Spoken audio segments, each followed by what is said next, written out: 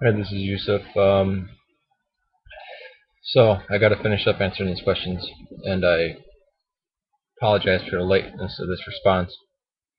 But a 19-year-old Polish Catholic male, former atheist, asks.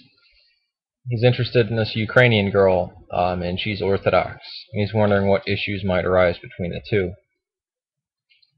Now I know in certain Orthodoxy has something called economia, where it can um, basically but it's the binding and loosening of the rules. Uh, I forget the word for the strict adherence to the rules, but economy is house rules, the loosening of the rules. In North America, for a long time, many Orthodox churches, especially the Antiochian, if you were baptized in the Roman Catholic Church, or in, let's say, like the Lutheran or any more traditional Anglican or anything like that, they will not rebaptize you because they see it as valid baptism.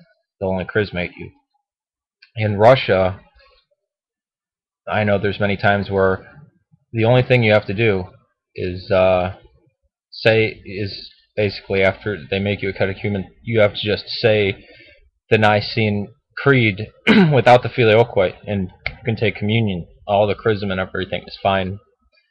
Uh, in other countries, they just make they say no, only our baptism is valid, but all accept each other. So even though I wasn't rebaptized, unless I go to some crazy wacko like Ephraimite monastery of St. Anthony's, I would be accepted all over the world through any Orthodox church. What problems might arise, I wouldn't know because you live in a different cultural setting of how the Ukrainian church responds, how much influence the Russian church has on the Ukrainian church, and nationalism comes into play. That's the bad thing. That's one of the things about the Orthodox Church is that very heavily nationalistic. Just recently, there was a girl in Australia who asked me, "Oh, which church is the most accepting?" In North America, it's the Antiochians. I mean, there's some Antiochian parishes that almost have no Arabs in them at all.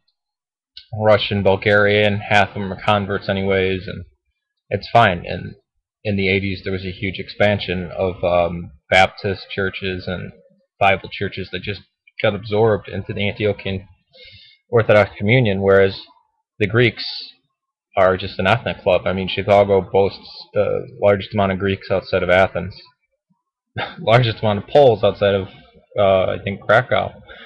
Um, but when she went to church, they said, "You can't come in. You're Sicilian.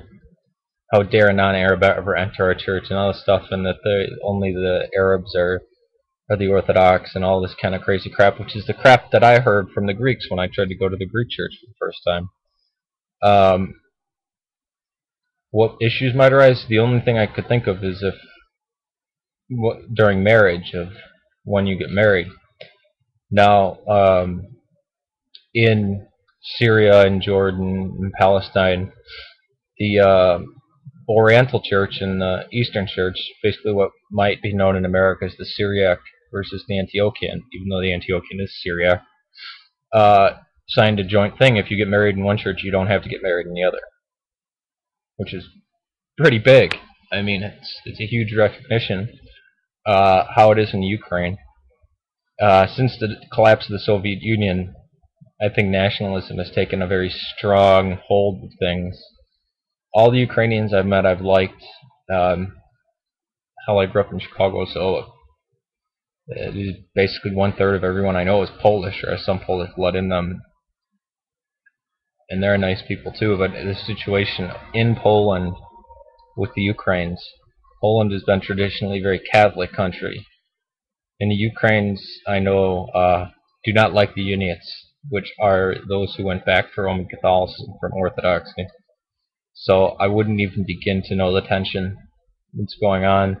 Actually, you could probably educate me a lot about that.